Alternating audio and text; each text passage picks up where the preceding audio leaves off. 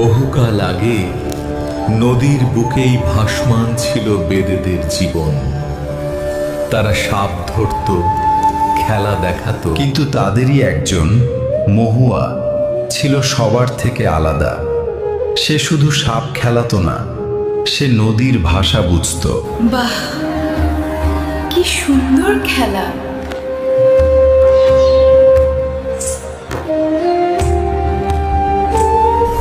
মেয়েটার হাতে জাদু আছে। আজ ভালো রোজগার হয়েছে,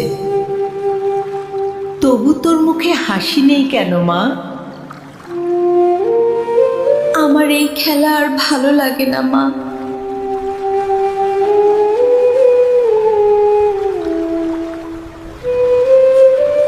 নদীটা কদিন ধরে যেন কাঁদছে।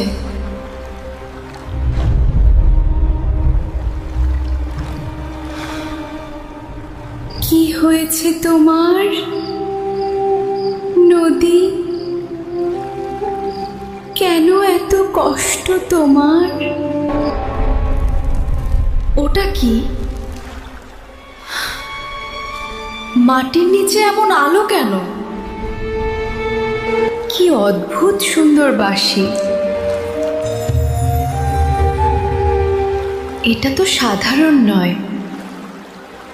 বাঁশি বাজানোর সাথে সাথে এক অচেনা সুর ছড়িয়ে পড়ল। এই সুর শুধু মানুষ নয়, অন্য জগতের প্রাণীরাও শুনতে পায়। মহুয়া!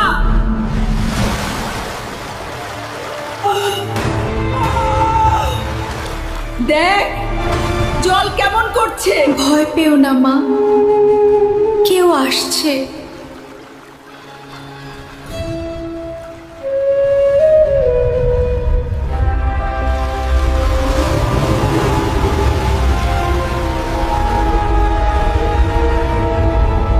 আপনি কে?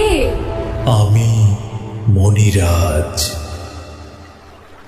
এই নদীর আত্মা।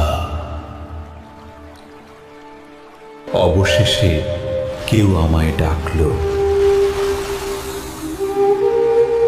এই বাঁশি আমারই ছিল। নদীর আত্মা? কিন্তু নদীর জল এমন ঘোলা কেন? মাছ মরে যাচ্ছে কেন? নদী বিপদে আছে মহুয়া।